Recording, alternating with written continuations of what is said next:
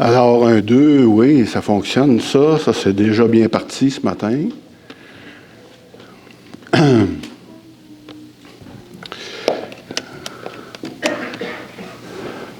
Donc, la raison pourquoi on n'a pas de capsule pastorale ce matin, c'est parce que la semaine passée, on a été terrible, moi puis François, puis on a eu juste une étoile.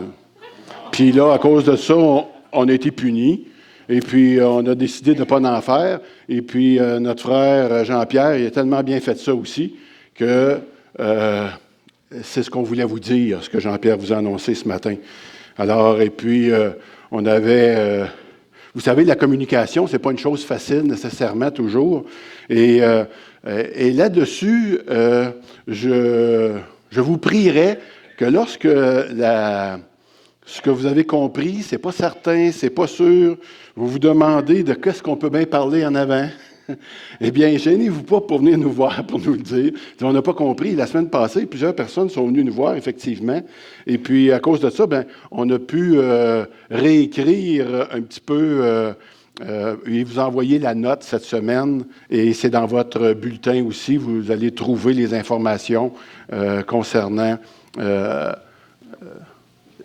nos réunions cette semaine. D'accord? Alors, mais on va être punis juste une semaine, je pense. Merci beaucoup pour cela. Alors, je vais juste baisser. Oh, hey. Oh, on va tout briser. Bon. D'accord. Alors, l'Évangile, un cadeau à faire rêver. Des relations à faire rêver. Là, il y a deux phrases que je viens de dire qui ont passé dans le vide complètement. Mais elles sont marquées. Elles sont marquées. On va y aller de cette manière-là.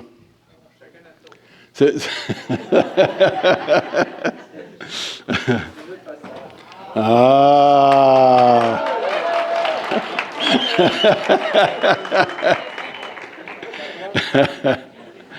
Ouais. Pascal André, il faudrait la payer pour ça. On dirait que les gens aiment de moins en moins Noël. Trouvez-vous ça, vous autres? On dirait que Noël a perdu sa saveur avec les années, avec le temps. On le sait que c'est une fête commerciale de plus en plus. Puis, les gens travaillent fort dans le temps de Noël. Ils font plusieurs heures. Le stress est augmenté pour toutes sortes de choses. Il faut faire des achats de cadeaux, les dépenses qui deviennent des fois aussi excessives. Il faut monter les décorations, le sapin. Ça devient presque une corvée, tout cela, avec le temps, on dirait. Bizarrement, on est plus préoccupé de plus en plus par nous-mêmes au fur et à mesure qu'on essaie de se préoccuper des autres. Il y a comme le temps nous manque et on devient vraiment épuisé. C'est un temps aussi où les familles sont souvent éprouvées. Les familles, des fois, se déchirent dans cette occasion-là parce qu'il y a des conflits qui surgissent, des fois, juste pour savoir quand il faut visiter qui, puis, tu sais, grand-père, puis grand-mère, puis papa, puis maman, puis toutes les familles, puis essayer de se retrouver, juste ça. Juste l'agenda de Noël, organiser notre agenda de Noël, des fois, c'est vraiment un casse-tête. Je ne sais pas si c'est comme ça chez vous, parmi quelques-uns d'entre vous, mais en général, on pourrait dire qu'on a perdu un peu cet esprit-là à cause de tout l'esprit de Noël et le temps des fêtes. Et si vous êtes un petit peu comme moi, peut-être cette période-là peut vous rendre aussi nostalgique un peu. Quand on se rappelle cette période de l'année, de cette année, de l'année où ce qu'on était enfant. Et là, on n'avait pas de soucis. Hein? On était, pas de repas préparés, ça sentait bon dans la maison, les décorations, c'était une joie, un plaisir. On le voit avec nos enfants, nos petits-enfants aussi, comment que ça va être encore très plaisant pour eux.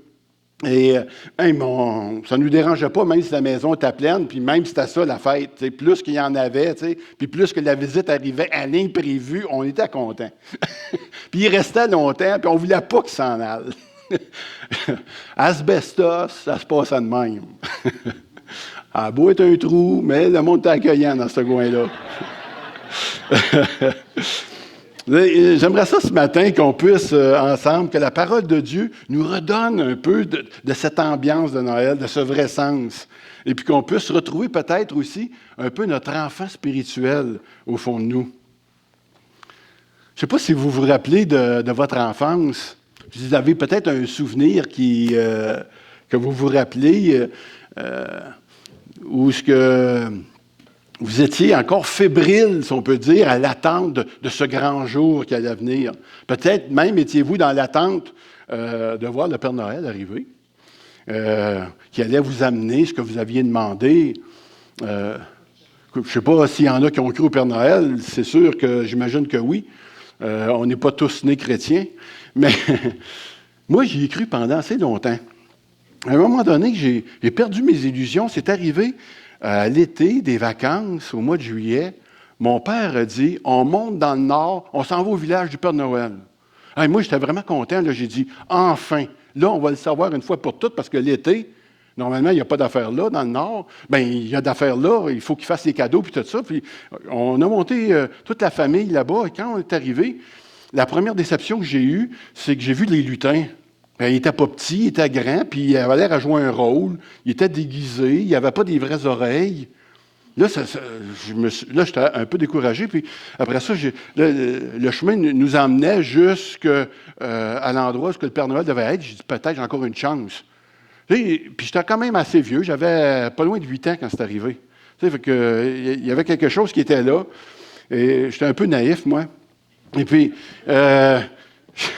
j'ai vu le Père Noël découragé. Là, il n'avait même pas une vraie barbe. Il n'était même pas en train de faire des jouets. Il n'était pas occupé à rien d'autre qu'à nous recevoir. Puis là, je me suis dit, aïe, aïe, là, je suis dans le Nord. C'est pas les vrais lutins, c'est pas le vrai Père Noël. Quelle déception. Je venais de perdre mon innocence, je pourrais dire. Et des fois, en repensant tout cela, je me suis demandé si on n'a pas reproduit ça avec Dieu. Ce qui s'est produit avec le Père Noël, si on ne l'a pas reproduit un peu avec Dieu, tu sais, les premières années de la vie chrétienne. Tu sais, comment, après la nouvelle naissance, comment on a une foi inébranlable. Comment on a un amour vivant, une espérance puis qui nous accroche, un sourire tout le temps dans le visage. Tu sais. On prie pour tout puis pour rien. Tu sais, aussitôt qu'il y a quelque chose qui ne marche pas, chez nous, le frigidaire ne marchait pas. Moi et mon nom, on imposait la main au frigidaire, puis à la pompe à l'eau qui ne marchait pas. Ou, tu sais, un jour, j'étais au pénitencier, les gars sont là, puis j'ai eu un problème avec mon auto, la pédale à gaz a resté collée dans le fond, puis c'était l'hiver. Puis là, l'auto, toi, ça vrombissait au bout. Puis là, j'ai ouvert le capot de la voiture, puis là, je ne savais plus quoi faire. Là, j'étais en train de prier, la patrouille a passé. Puis il dit, Serge, qu'est-ce que tu fais? Ben, il dit, t'es en train de prier pour que le moteur arrête. Et il dit, Serge, arrête la clé, tu sais. Mets la clé à off. Tu sais, le premier réflexe, c'était la prière, man. Tu sais, aujourd'hui, il me semble qu'on ne prie pas autant. La liste de prières a peut-être diminué un peu. Tu sais, l'attente agréable de se retrouver le dimanche, je ne suis plus nécessairement là tout le temps. Des fois, encore moins pendant la semaine, je ne le sais pas. On a perdu certaines choses. Même des fois, on pense que ça devient contraignant de se réunir ensemble. La lecture de la Bible, c'est plus quelque chose qui nous excite autant que ça nous excitait avant. Tout cela, il y avait l'ambition d'évangéliser, tu sais, les vendredis d'évangélisation. On avait hâte, même si on avait peur, on avait hâte quand même qu'il soit là, tu sais.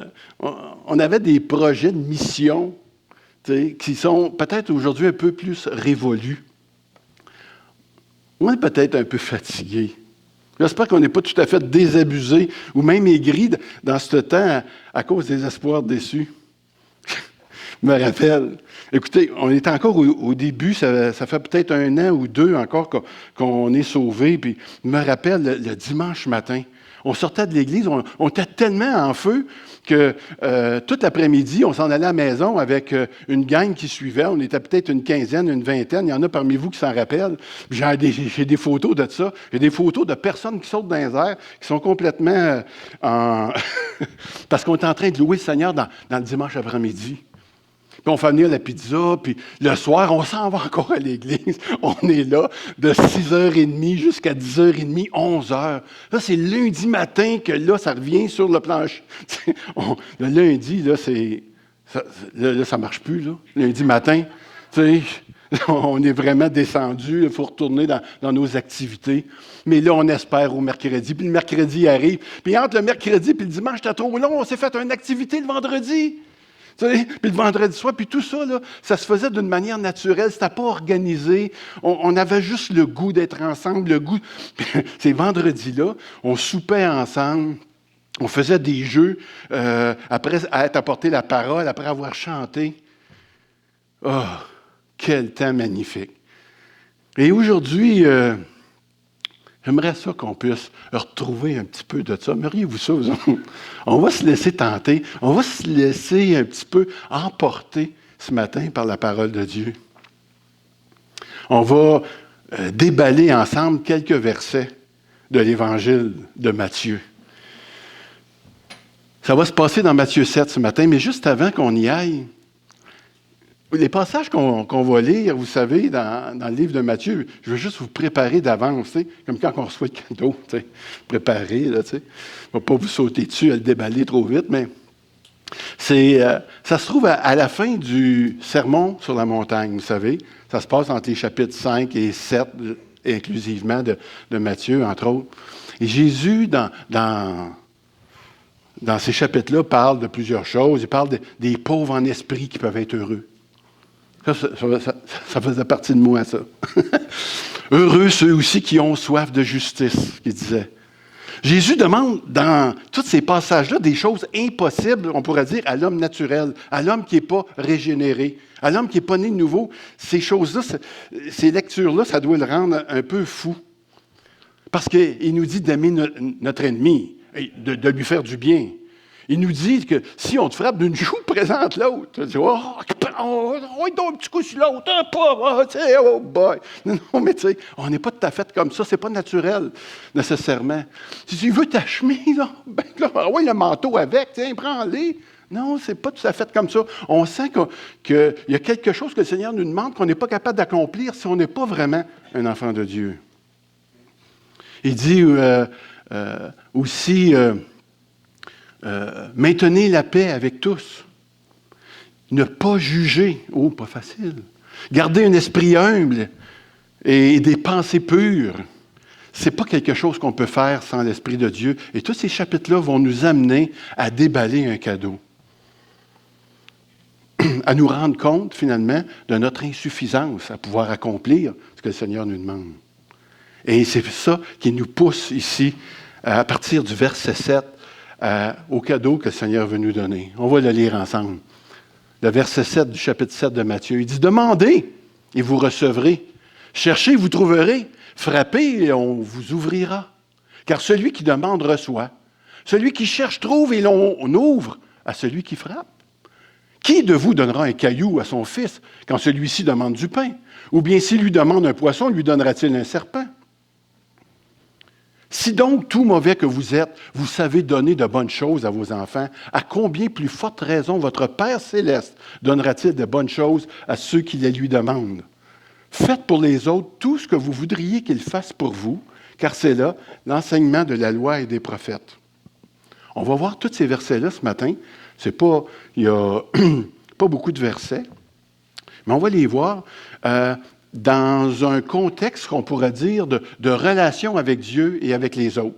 Parce que dans le temps des fêtes, et même dans la vie, ce qui nous retient le plus l'attention, c'est cet aspect relationnel qu'on a ensemble. Et un chrétien qui est en bonne relation avec Dieu et avec les autres, c'est un chrétien heureux. N'est-ce pas?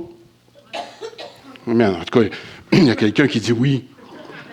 Je vais continuer. Une entrée en relation insistante avec Jésus.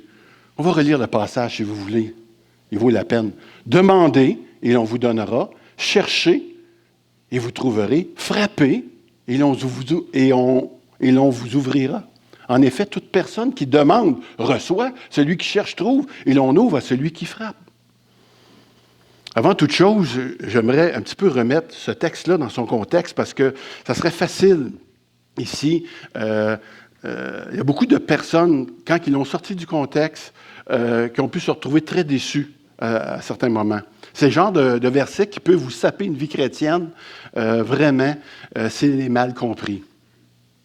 Il y a certaines interprétations qui sont encore répandues, je pense, aujourd'hui, qui veulent voir dans ces versets comme une espèce de chèque en blanc que Dieu te signe pour obtenir tout ce que tu veux.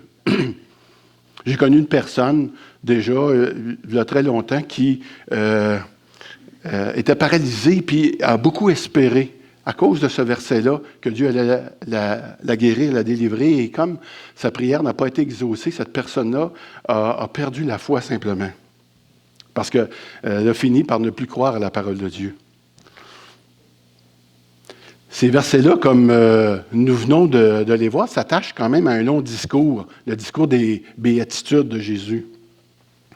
Mais dans un contexte plus rapproché du chapitre 7, parce qu'on a commencé à lire au verset 7, Jésus va dénoncer, le contexte plus proche, c'est que Jésus dénonce le jugement. Oh, mon Dieu! Un jugement égoïste et injuste que pratiquaient les scribes et les pharisiens, entre autres. Et Jésus va dénoncer, en fait, notre hâte à porter un jugement les uns sur les autres, sans saisir ou avoir toute la connaissance des motifs puis des faits qui peuvent être exposés. Et vous savez, lorsqu'on fait ça, on blasphème contre Dieu. À chaque fois que nous prenons le rôle de juge. C'est de ça qu'on fait. Dans 7.1, il dit « Ne condamnez pas les autres pour ne pas être vous-même condamnés. » Dans 7.4, il va dire comment peux-tu dire à ton frère « Laisse-moi enlever la paille de ton œil alors que toi, tu as une poutre dans le tien. » Jacques aussi va faire une mise en garde dans Jacques 4, les versets 11 et 12. Il dit « Ne parlez point en mal les uns des autres frères. Celui qui parle mal d'un frère ou qui juge son frère parle en mal de la loi et juge la loi. » Chaque fois qu'on condamne des gens parce qu'ils ne font pas quelque chose qui devrait être fait selon ce qu'on pense qui devrait être fait, par exemple, parce qu'on juge les motifs puis on ne les connaît pas trop, on porte un jugement que seul Dieu est en mesure de porter. C'est dans ce contexte de ne pas juger les autres, donc ici qui est un peu plus précis, que Jésus nous convie de demander. Intéressant. Il veut qu'on ait un peu plus de sagesse et de discernement peut-être.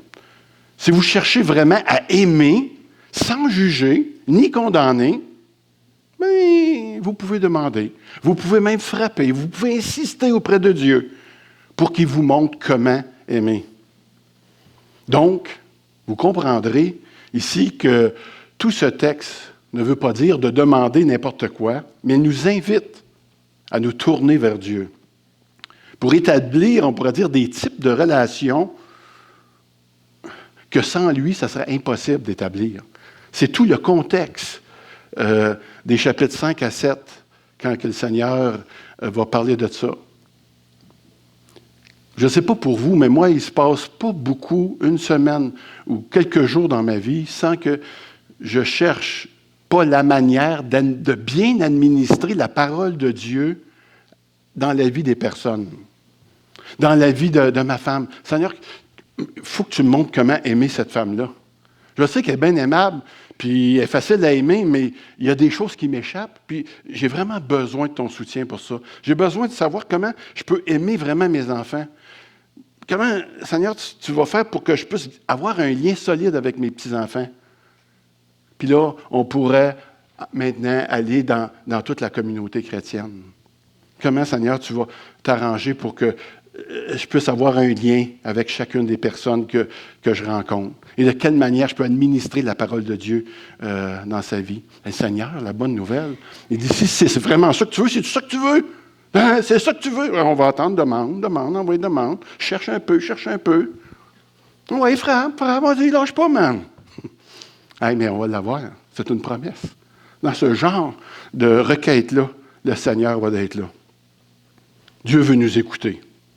Et il y a peut-être quelques règles que j'aimerais rappeler par rapport à la prière ici.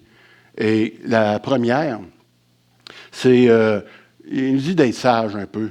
Il dit quoi que ce soit que nous demandions, nous le recevons de lui parce que nous gardons ses commandements et que nous faisons ce qui lui est agréable dans 1 Jean 3, 22. Un autre point aussi, c'est les motifs de notre demande doivent être honnêtes, justes, comme Jacques le dit aussi. Il dit, vous demandez et vous ne recevez pas parce que vous demandez mal dans le but de satisfaire vos passions. Donc, on voit que Dieu n'est pas obligé de répondre à nos prières égoïstes, charnelles de ses enfants. Un troisième point aussi, on doit croire qu'il nous aime, qu'il prend soin de nous et que rien ne lui est impossible. C'est ça, on doit croire ça. On doit croire que c'est pas impossible à Dieu ce qu'on lui demande, même si des fois ça peut, surtout au niveau des relations, si ça peut être dépassé. Sinon, il dit qu'un tel homme ne pense pas recevoir quelque chose du Seigneur. C'est un homme irrésolu, inconstant dans toutes ses voies. On pourrait mettre un autre point dans ce qu'on vient de lire, dans le fait de demander, de chercher, de frapper. C'est donc, le Seigneur suggère ici une persévérance. Hey, soyez persévérants. Et voici. Et il y a aussi, dans ces 3 verbes, à l'impératif, si on veut, quelque chose comme de continuer à demander, continuer à chercher. Ne vous découragez pas et venez jusqu'à frapper. Il y a une progression d'intensité dans ça. Le Seigneur veut voir nos cœurs. Nos cœurs ont besoin d'être révélés devant Dieu.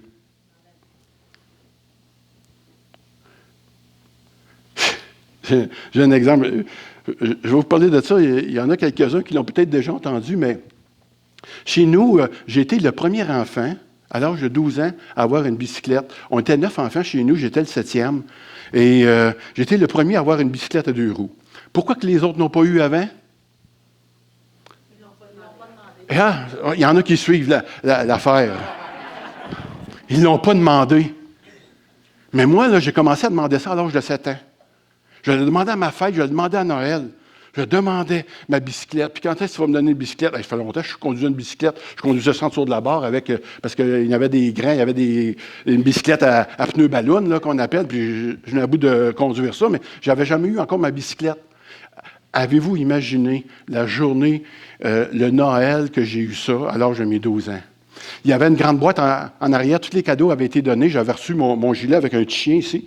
Et puis, c'est que là, il y avait une boîte en arrière, puis tout d'un coup, pour la première fois de ma vie, j'ai entendu mon nom. Tu sais, quand tu es d'une famille de 9, les gens peuvent dire, tu sais, souvent, moi, mon père m'appelait Suzanne, tu sais, c'est la mode des cheveux longs, je sais pas trop, puis, tu sais, je n'étais pas vraiment, mon identité n'était pas encore formée. Et puis, ce Noël-là, j'ai entendu mon nom pour la première fois. Il dit, il reste un cadeau, dans le fond, Père Noël, c'est un cadeau pour Serge. Serge, Écoutez, j'étais dans toutes mes émotions. C'est la première fois de ma vie que j'ai entendu mon nom. Je ne sais pas si vous avez déjà entendu votre nom de la part de Dieu. Je ne sais pas si vous avez jamais vraiment entendu comment vous êtes précieux. Et cette fois-là, je suis devenu précieux. Je suis devenu une personne. Je venais d'avoir mon identité pour la première fois de ma vie. Alors, j'ai 12 ans. C'était le temps, vous allez me dire. Le Seigneur entend nos prières. Pourquoi il entend nos prières? Parce qu'on est ses enfants. Nous sommes ses enfants. Et le deuxième point ce matin, c'est dans les versets 9 et 11 qu'on le trouve. Une relation filiale. Filiale, ça veut dire une relation père-fils. Une relation parent-enfant. Amoureuse et fiable. Il dit, qui parmi vous donnera une pierre à son fils s'il lui demande du pain? Ou s'il demande un poisson, lui donnera-t-il un serpent? Si donc mauvais comme vous l'êtes, Vous savez donner des bonnes choses à vos enfants. Votre Père céleste donnera d'autant plus volontiers de bonnes choses à ceux qui le lui demandent. Jésus tente d'illustrer ici à quoi ressemble l'amour du Père. Il pose 2 questions, un peu pour la forme. Lequel d'entre vous va donner une pierre à son fils s'il demande du pain? La réponse est aucun. Il n'y a pas un père qui va faire ça. Même le père le plus cruel, il ne ferait pas ça. Tu sais, t'as faim, mon fils, tiens, voici du pain. Puis c'est une roche à pain. Non, on ne fait pas ça. S'il lui demande un poisson, il va lui donner un serpent. Un serpent, c'est un animal impur à cette époque-là. Donc, c'est comme s'il dit, il demande un poisson, puis il va lui donner quelque chose qui va lui faire du tort, va lui faire du mal. Il dit, ben non, jamais. Il n'est pas naturel pour un père de ne pas prendre en compte les besoins naturels, spirituels de son fils. Quand Jésus dit « méchant comme vous l'êtes », Jésus ne parle pas à des pères tortionnaires ici. Il parle probablement à des pères gentils, aimables, tu sais, en disant ça, mais qui sont méchants par nature. C'est un petit clin d'œil, je pense, que le Seigneur fait ici, quand il va parler de la dépravation de l'homme, la nature déchue de l'homme. Le cœur de l'homme est tortueux par-dessus tout, nous dit la parole, mais en tant que pécheur, on pourrait même donner des bonnes choses à nos enfants. Pourtant, le plus grand amour parental ne peut même pas se comparer un petit peu à celui de notre Dieu. Je ne sais pas si vous pouvez imaginer. C'est ce que le Seigneur essaie de dire. Il essaie de nous convaincre comment il est bon. Il essaie de nous convaincre comment son cœur est généreux. Il dit même, à plus forte raison. Imagine comment notre Père nous aime dans le ciel. Comment bienveillant et miséricordieux il est. Il n'y a pas de limite à t'offrir ses trésors. À offrir des trésors à une église, à des gens qui sont dans cette église-là.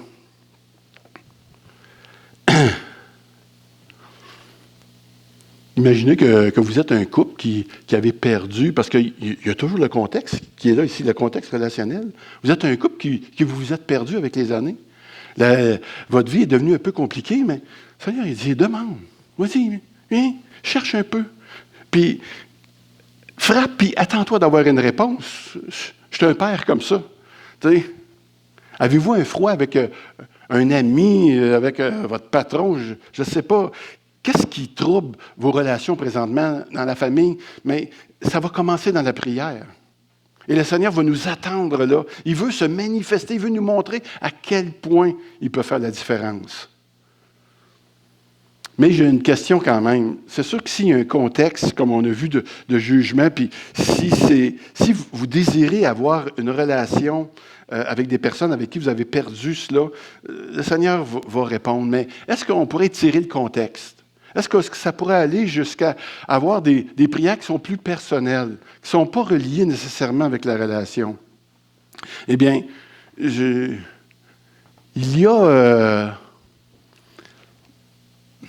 faut bien dire ce matin, puis je pense que plusieurs se posent peut-être cette question-là, jusqu'où on peut aller dans la confiance à Dieu par rapport à ce qui répond à nos prières? Jusqu'où qu'on peut croire? Et j'ai voulu quand même faire un aparté ici, si on veut dire. On sait intellectuellement que Dieu est bon, n'est-ce pas? Mais dans notre cœur, il réside-tu un doute des fois? Et, tu sais, écoutez, mettons que vous vous êtes chicané le matin avec votre conjoint, votre conjointe, puis vous prenez l'auto, puis une fois que vous faites un accident ou vous faites juste une crevaison, qu'est-ce que vous vous dites? « Ah, Seigneur, excuse-moi, j'aurais pas dû me chicaner, là, je sais, le Seigneur m'a puni. » Tu sais, c'est tout de suite notre réflexion. Cette semaine, je suis allé en ski, j'ai tombé, je me suis fait mal en ski. Tu sais, puis, mais je me suis fait mal, j'ai tombé par en avant, puis, tu sais, j'ai de la misère un peu à lever mes épaules, mais, tu sais, j'ai dit au Seigneur, bon, qu'est-ce que je t'ai fait encore? Tu sais, ça a été un réflexe presque naturel. Je n'ai pas vu tout de suite comment que j'avais été préservé d'un plus grand mal. J'ai voulu un peu comme, tu sais, reconnaître à Dieu qui aurait pu peut-être me tenir debout une fois de plus. Tu sais. On met en doute facilement l'amour de Dieu.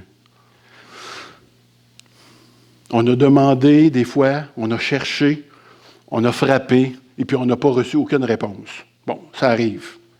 Quelques points à considérer quand ça vous arrive.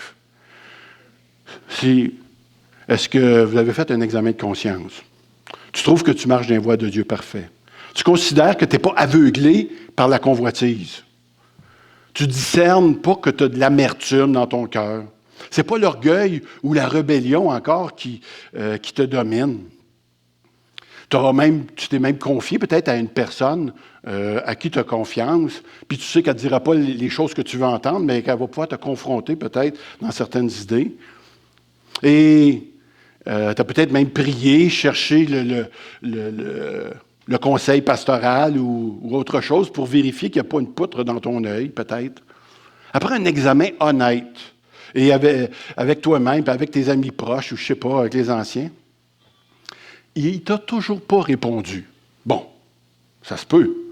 Mais là, je vais vous dire quelque chose. Êtes-vous avec moi encore? Oui, un petit peu. Le Seigneur est bon. Le Seigneur veut te donner des bonnes choses. Oui, mais Serge, ce que j'ai demandé, c'est une bonne chose. Le Seigneur est bon. Il veut te donner des bonnes choses. Le psaume 50, verset 15, il dit ceci. « Invoque-moi au jour de la détresse.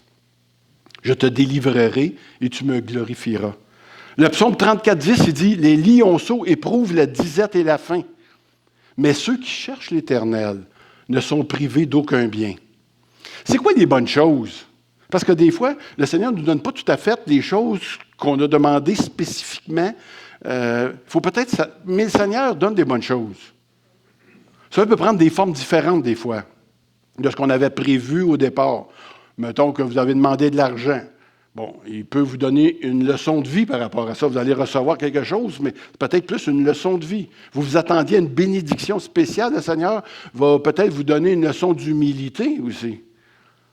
Des fois, le Seigneur repousse certaines demandes légitimes, qu'on pourrait dire, pour exercer notre patience, notre discipline. Et d'autres fois, c'est souvent le cas. Le Seigneur, il veut absolument qu'on le connaisse et puis il étire un petit peu la sauce avant qu'on puisse recevoir la bénédiction. Et d'autres fois, pour les plus spirituels, savez-vous ce qu'il fait? Il nous donne la grâce de souffrir pour lui. Isaïe 65, 24. Il dit, avant qu'il m'invoque, je répondrai. Avant qu'ils aient cessé de parler, je les exaucerai. Hey, ça, c'est un verset qu'il faut mettre dans vos notes. Isaïe 65, 24. En réfléchissant à ce verset-là, j'ai pensé à un homme, je ne sais pas si vous le connaissez, il s'appelle Jabet ou Yébet, personnage peut-être peu ou pas connu d'entre nous. Il n'est pas connu parce que son nom s'insère au milieu d'une longue liste de 500 noms.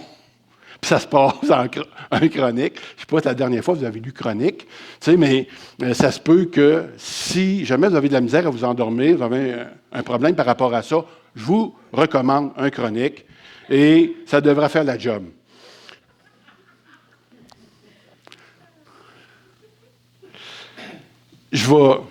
Puis là, je veux vous emmener, parce que c'est un trésor que j'ai trouvé, je veux vous le partager. C'est une perle que je pourrais dire. Mais je voudrais vous emmener un peu à la découverte, parce que, tu sais, le Seigneur, il veut qu'on cherche, il veut qu'on demande, et puis là, tu es en train de lire un chronique. Bon, là, il n'y a rien, parce que je vais vous lire juste quelques versets avant d'arriver à cette perle-là, 3-4 pelletées. OK? Alors, j'y vais, verset 5, dans 1 Chronique 4. Achor, là, il y en a 300 qui ont été nommés comme ça. Là. Achor, père de Tekoa, eut 2 femmes, Éléa et Naara. Naara lui donna ses fils à Ouzam, Épher, Téméni, Ashtanari. Éléa lui donna ses fils Tséret, Tsoar et Énat. J'espère que vous êtes bénis. Kohath fut le père d'Anoud et de Ashobéba et les familles d'Acharénéel, fils d'Arum. Et là, on arrive à Yébet. Yébet était plus considéré que ses frères. Sa mère lui avait donné le nom de Jabet ou Yébet en disant « C'est parce que je l'ai enfanté dans la douleur. » Yébet invoqua le nom de Dieu d'Israël en disant « Si tu me bénis réellement, et si... » Oh, excusez-moi. Oh. si tu me bénis réellement, et si tu agrandis mon territoire, si tu es avec moi, si tu éloignes de moi le malheur pour m'épargner la souffrance. Et Dieu lui accorda ce qu'il avait demandé. Et là, après ça, la liste continue. Kéloub, frère de Chihuahua, je ne sais pas, eu par fils Méhir, qui fut le père d'Échom. Puis, tu sais, ça continue. Il y en a 500 comme ça, là. Mais entre les deux, il est arrivé ça. Un petit passage étonnant, stupéfiant. Vous ne trouvez pas ça? C'est comme une petite bouffée de fraîcheur avant de repartir dans cette énumération de noms. Yébètz a vécu durant la conquête du pays de Canaan. Et à ce moment-là, il séparait les terres entre les 12 tribus. Hein? Et Yébètz demande que Dieu préserve de la souffrance, qu'il l'éloigne du malheur, mais il cherche surtout à élargir ses limites. Il en veut plus. Il dit au Seigneur, hey, toi là, tu vas me bénir, tu vas m'en donner plus que j'en ai déjà. Il veut voir la puissance de Dieu. On ne connaît même pas ce que Yébètz a dit, parce qu'il a dit si, peut-être qu'il a fait des promesses, mais dans la parole de Dieu, le Seigneur ne veut pas qu'on s'arrête aux promesses que Yébètz a pu faire. Avant même que la prière s'est finie, il dit « 3 petits points. Il dit pour le malheur, pour m'épargner la souffrance, 3 petits points. Et Dieu lui accorda ce qu'il avait demandé. La prière est assez longue. Pif, tiens, toi, prends ça. Je vais te le donner, ce que tu veux. Je vais vous l'appliquer. C'est le plus beau passage de ma prédication que je vous emmène présentement. Dieu peut et veut déplacer les limites que nous nous mettons. Il veut que nous devenions pour lui, frères et sœurs, des conquérants qui œuvrent sous l'influence du Saint-Esprit. Dieu désire que nous sortions, avec son appui, de nos petits espaces que nous sommes construits depuis des années pour vivre dans les grands espaces de la foi. Il veut nous amener plus loin. Et pour cela, nous allons devoir demander, nous allons devoir chercher, nous allons devoir frapper. Il va ouvrir nos horizons, notre entendement. Osons demander l'impossible à Dieu et il va faire des merveilles. Il va élargir l'espace de nos cœurs et notre amour les uns pour les autres. C'est pas ça qu'on a besoin? D'avoir de l'amour les uns pour les autres, puis que le Seigneur élargisse nos cœurs.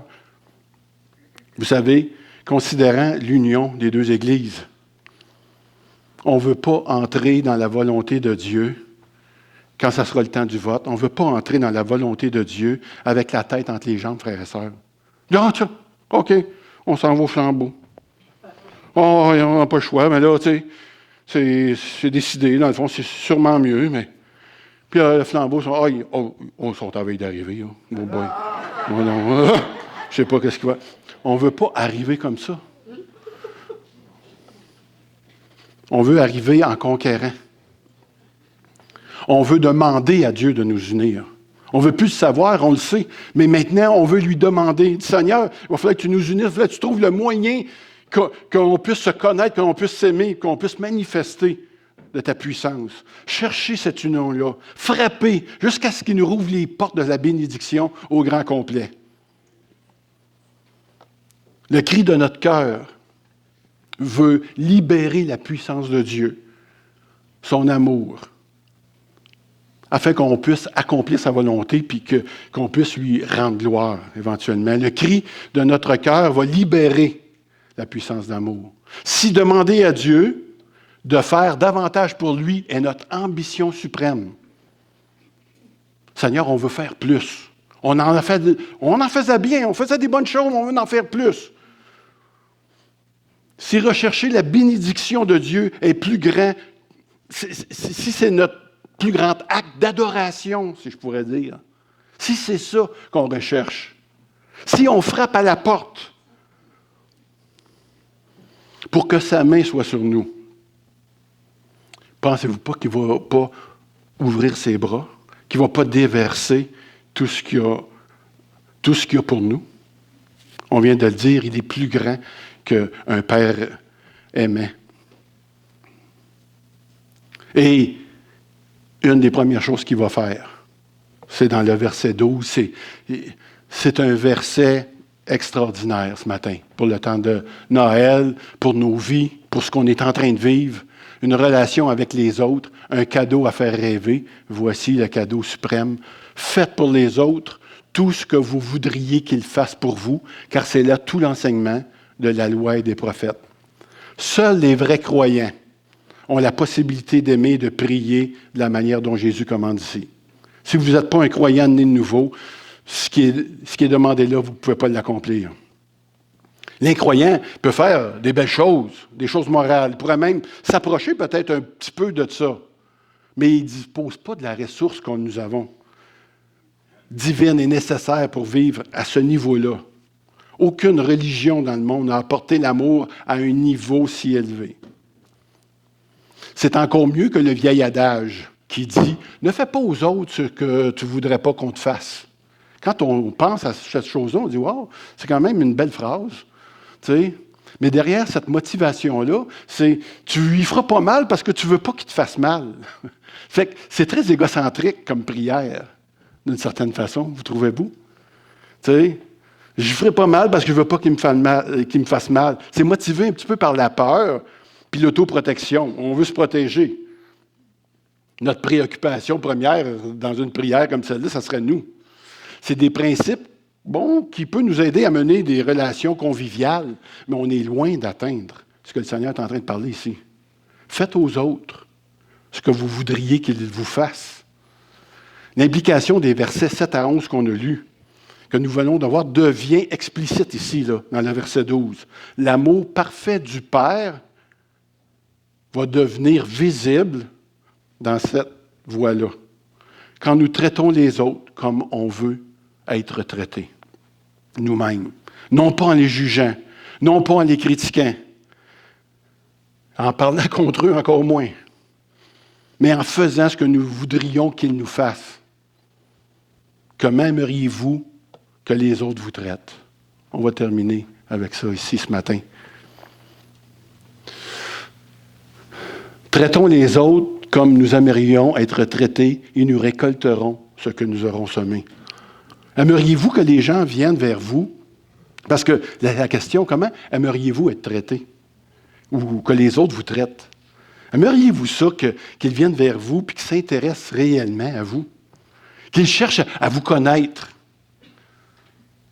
Qu'ils soient sincèrement intéressés à connaître votre témoignage de vie, en apprendre un petit peu plus sur ce que vous vivez, les difficultés. Aimeriez-vous ça qu'il vous ait à cœur au point qu'il dit « Hey, frère, ça, je vais vraiment prier pour toi. Je m'engage devant Dieu puis devant toi à prier pour toi, pour ce que tu vis. » Aimeriez-vous ça que quelqu'un arrive comme ça? Aimeriez-vous ça qu'il vous dise qu'il s'est honoré de pouvoir même vous connaître, que ça l'a élargi sa propre vie? Aimeriez-vous ça qu'il vous écoute sans vous juger? Vraiment? Aimeriez-vous ça être une personne significative, importante dans leur vie? Aimeriez-vous qu'elle se préoccupe vraiment de vous dans vos moments pénibles? Je pense que la plupart d'entre nous pourraient répondre oui facilement à toutes ces questions. Faites du bien aux autres, mais pour ça, on a vraiment besoin de Dieu. Ce n'est pas naturel, frère et sœur. On ne peut pas arriver à faire ça sans demander à Dieu comment. Dieu va bénir nos relations si on cherche assidûment comment on peut arriver à s'aimer ensemble. Qu'est-ce qui va faire qu'il y a quelque chose qui va s'ouvrir en nous, qui va s'épanouir en nous, que notre cœur, qui s'est refermé depuis quelques années, va pouvoir s'ouvrir. Vous allez frapper, insister auprès de Dieu, et les portes vont s'ouvrir. Il faut redevenir comme ces enfants-là. Les enfants savent, hein? Qu'est-ce que ça veut dire, ces mots-là? Demander, chercher, frapper surtout. Ils sont patients. Si nous faisons cela dans nos vies personnelles, il va se passer des changements, sûrs et certains. La parole est là, elle nous le dit. Il va rouvrir. Il va répondre. On va trouver la bonne manière. Je ne sais pas si vous réalisez juste de quoi qu'on parle ce matin. Et si on le fait en Église, est-ce que vous ne pensez pas que l'Église éventuellement, toute la place qu'il peut y avoir au flambeau va devenir restreinte parce qu'il va rentrer des nouvelles âmes d'une manière extraordinaire. C'est impossible qu'on passe à côté de ça, frères et sœurs. Tu sais, le Seigneur a un plan pour nous. Il est en train de le manifester. Il est en train de nous le forger tranquillement dans notre entendement et dans notre cœur. Je vais inviter les musiciens à s'approcher. Pendant qu'ils s'approchent et que j'ai encore votre attention, laissez-moi vous dire une dernière chose, si vous voulez. Est-ce qu'on peut prendre ce message-là au sérieux ce matin? Dans le sens où, à tous les dimanches, on vient. On vient au culte, on se déplace, on se lève tôt, on s'habille, on fait les efforts, on franchit la température.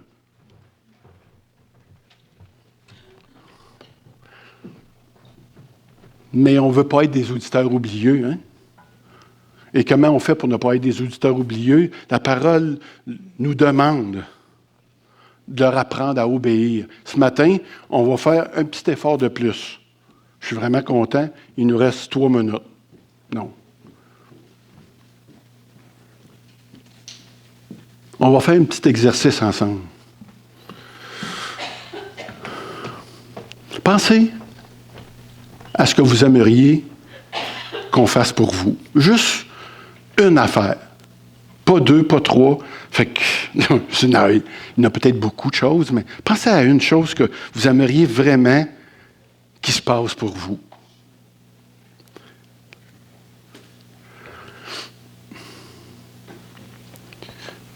Je vous donne du temps, hein?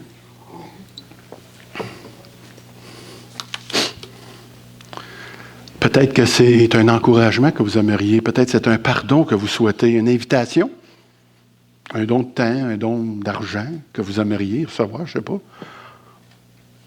Peut-être que ce n'est pas plus qu'un sourire que vous voudriez d'une personne en particulier ou un contact qui est plus intime, un contact d'amour, qu'on prenne soin de vous, je ne sais pas.